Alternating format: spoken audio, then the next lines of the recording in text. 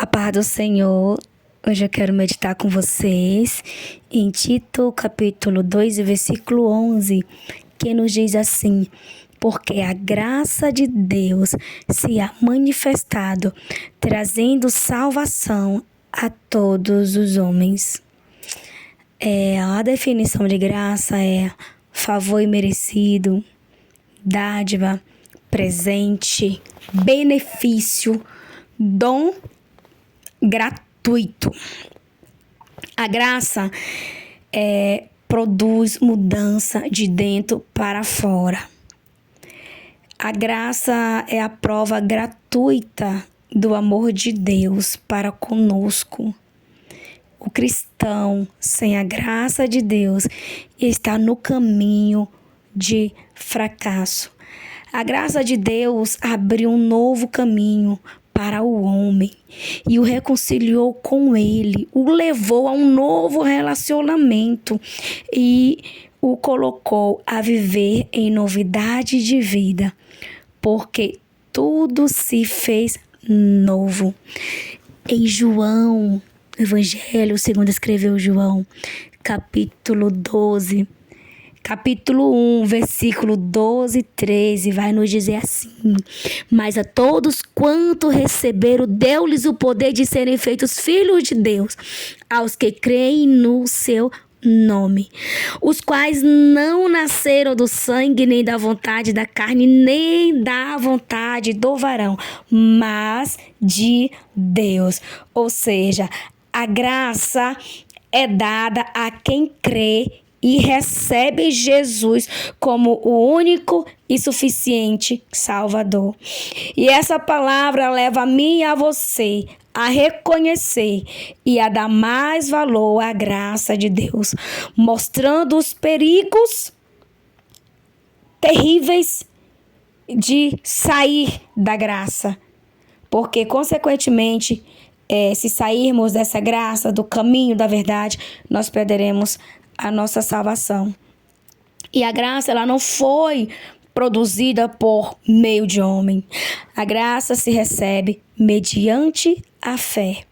A graça só é compreendida quando se conhece a Cristo. Quando o véu do templo se rasgou, na hora da morte de Jesus foi inaugurada a nova comunhão com o Pai. Porque até antes de acontecer, antes do véu do templo se rasgar, se alguém quisesse algo de Deus, falar algo para Deus, tinha que ir até um sacerdote, né? Que o sacerdote, ele levava as petições ali do povo para Deus, né? E o profeta trazia de Deus para o povo. Então, nesse momento, não se tinha a liberdade que temos hoje. Hoje eu e você temos liberdade de falar com Deus a todo momento, sem precisar de ninguém. Porque Ele nos deu essa liberdade quando o véu do templo se rasgou na hora da morte de Jesus Cristo. Ali a graça, ela foi manifestada. Nós lemos aqui no capítulo 2, versículo 11, que a graça foi manifestada trazendo salvação a todos os homens. Ou seja, ninguém paga nada por ela. E quem recebe essa graça precisa preservar, precisa valorizar.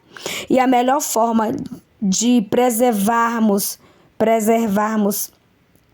a graça, essa dádiva, esse presente, esse benefício, é nos mantendo a nossa vida no altar de Deus. Porque lá em Atos 15, 11, você vai ver que está escrito: pois é pela graça que sois salvos, por meio da fé. Em Efésios 2:8, não vem de vós, é dom de Deus. Romanos 11:6, não vem de obras, para que ninguém se glorie. Eu e você estávamos ainda mortos em nossos delitos, e Ele nos amou pela sua misericórdia. quando o apóstolo Paulo estava ali sofrendo com aquele espinho na carne, ele orou por 3 vezes, pedindo para que o Senhor tirasse aquele espinho da carne dele.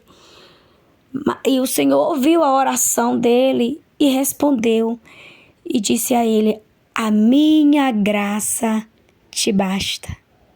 Aleluia. Eu e você temos que nos contentarmos com a salvação recebida.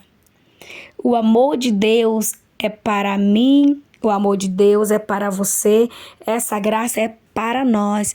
Então eu e você nunca jamais devemos abrir mão desse presente maravilhoso, desse presente tão valoroso. Então como está escrito ali em 2 Timóteo 2:1, está escrito lá, que nós devemos fortifiquem-se na graça que há em Cristo Jesus. Nós devemos nos revestir e cobrir cada dia mais. Crescei na graça, nos favores de Deus e nos seus ministérios. Segundo Pedro 3:18.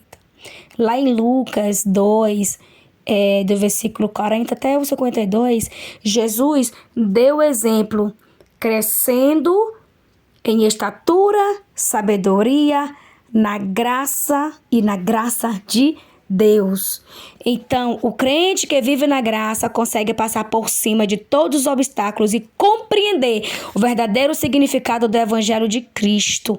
A sua ressurreição foi um marco da consumação e hoje estamos vivendo debaixo da graça de nosso Senhor Jesus Cristo. Não abra mão da graça de forma alguma. Não abra mão desse presente. Em nome de Jesus. Deus te abençoe.